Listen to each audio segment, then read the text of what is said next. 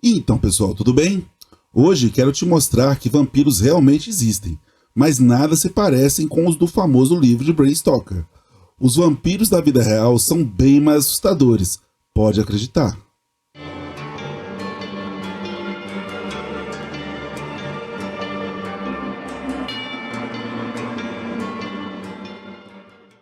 Segundo um estudo realizado recentemente nos Estados Unidos, somente na cidade de Nova Orleans foram encontrados 50 vampiros reais e com hábitos nada comuns.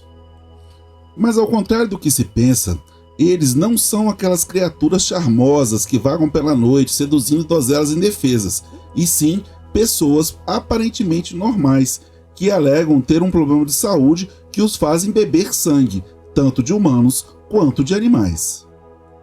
Mas isso não acontece somente em terras estadunidenses. Na Turquia, médicos identificaram o caso de um rapaz de 23 anos que não teve sua identidade revelada para manter sua privacidade.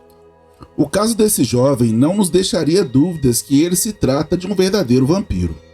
Na fase inicial desse seu comportamento peculiar, ele fazia cortes em seus braços, peito e barriga e deixava o sangue correr para dentro de copos, e depois bebia o próprio sangue. Mas aí você pode me dizer, tem pessoas que aplicam o próprio sangue em áreas específicas do corpo como uma forma de tratamento para a saúde. Sim, isso é verdade, mas no caso desse jovem, a sua sede por sangue ficou tão intensa que ele começou a atacar outras vítimas atrás da iguaria que ele alegava ser essencial para mantê-lo, chegando até a ser preso várias vezes por atacar pessoas com facas e mordidas. Seu pai, em um ato desesperado, começou a roubar bolsas de sangue em hospitais e em bancos de sangue para tentar controlar o hábito do seu filho. Mas vamos um pouco além do Conde Drácula retratado por Bram Stoker no seu livro de 1897.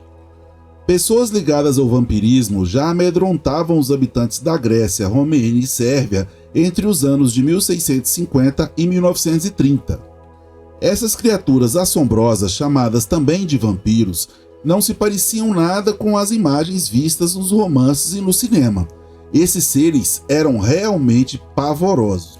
Esses indivíduos não eram necessariamente bebedores vorazes de sangue, como diz a lenda, mas costumavam apavorar e assombrar as pessoas até a morte, além de não serem nem um pouco charmosos e elegantes. Essas pessoas tinham hábitos diurnos e eram relacionadas a uma seita comum pelas praças da Grécia e Romênia. E sim, eles podiam perfeitamente transitar pelas ruas lamacentas da época e em plena luz do dia. Os caixões, que seriam as camas preferidas para qualquer vampiro se abrigar durante o sono diurno, só era usado para descanso entre as cerimônias litúrgicas de sábado à noite até domingo de manhã. Se alimentavam de restos mortais de cadáveres e atacavam criações de gado das propriedades rurais da região.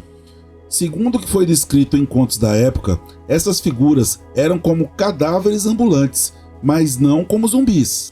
Seus corpos eram inchados, sua pele esticada, de um tom enegrecido azulado.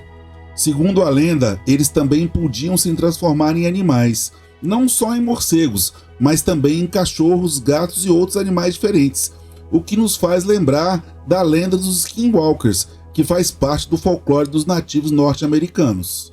Deixe aí nos comentários se vocês querem que eu faça um vídeo somente falando sobre os Skinwalkers. Seria interessantíssimo. Alguns estudos sugerem que a existência de seres com características vampirescas ou associadas às atividades do vampirismo existem há milênios. Um exemplo disso são os túmulos ancestrais que são encontrados de vez em quando. Um dos exemplos seria a descoberta do, entre aspas, esqueleto vampiro na República Tcheca. A tumba de 4.000 anos foi descoberta por arqueólogos em 2008, onde um homem havia sido enterrado junto com duas enormes pedras, uma sobre seu peito e outra sobre sua cabeça. Estas partes do corpo eram vistas como áreas onde a alma humana habitava, e a prática de enterrar um cadáver junto com pedras era uma tentativa de evitar que um vampiro saísse do seu túmulo. Em outras descobertas, os arqueólogos pasmaram em ver que alguns dos indivíduos acusados de serem vampiros foram enterrados com lâminas afiadas em torno de seus pescoços e até com tijolos entre seus dentes, na tentativa de quebrar as suas presas caso aqueles seres amaldiçoados resolvessem voltar do seu sono eterno para morder vítimas indefesas. Mas e você? Você acredita que pode existir vampiros de verdade andando pelas ruas sem serem percebidos? O que você faria se percebesse alguma atividade estranha em um dos seus vizinhos? Saiba que não são raros os casos de vampirismo dos dias atuais. Conta aí pra mim nos comentários que quero saber o que fazer caso aconteça comigo também. Por mais que os casos de vampirismo rendam excelentes histórias e alimentem o imaginário e os medos das pessoas há milênios, estes vampiros da vida real não têm nenhuma relação com os vampiros dos livros ou filmes. Se trata de uma enfermidade ou um desvio psicológico grave.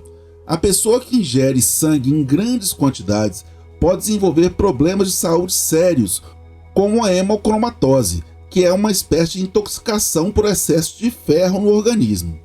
Ou, em outro cenário, contrair algumas doenças potencialmente fatais, que são transmitidas através do sangue, como o HIV e hepatites. Muito obrigado por assistir este vídeo. Não se esqueça de deixar seu like, se inscrever no canal e compartilhar esse vídeo com seus amigos. Isso ajuda muito a continuarmos produzindo conteúdo aqui no Caso Teorias. Fiquem bem e um abraço.